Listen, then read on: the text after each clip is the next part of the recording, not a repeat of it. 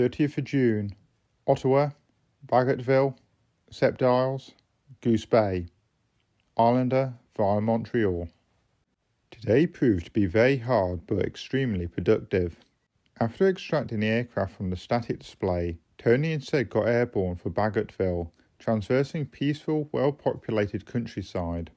As Rockcliffe did not have a supply of jet fuel for the Islander, Tony Severs was forced to call at Montreal Duval to top up the tanks before continuing to meet the Chipmunks at Bagotville. Refueling of the Islander was delayed when the commercial fuel credit cards were not accepted by the handling agent, and the Chipmunks were almost ready to go when the Islander eventually arrived at Bagotville. Bill replaced Tony in the cramped cockpit, and they were off to Sept Isles. The countryside became more and more wild, with almost total tree cover interspersed with lakes.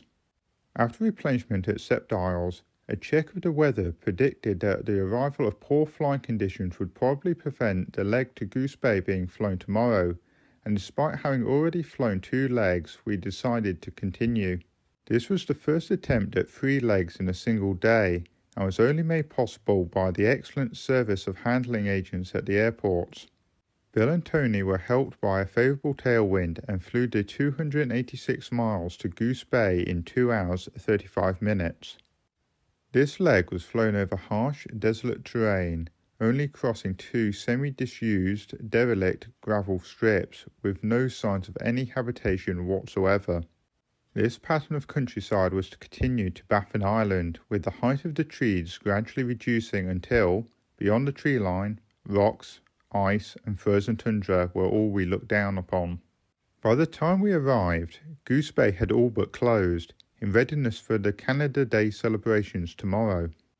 After booking into the RAF officers' mess, which we subsequently discovered was the only accommodation on the whole route in which we were not provided with a towel, we tracked down food to the German Air Force canteen and washed down our Wiener Schnitzels with steins of cool Löwenbräu.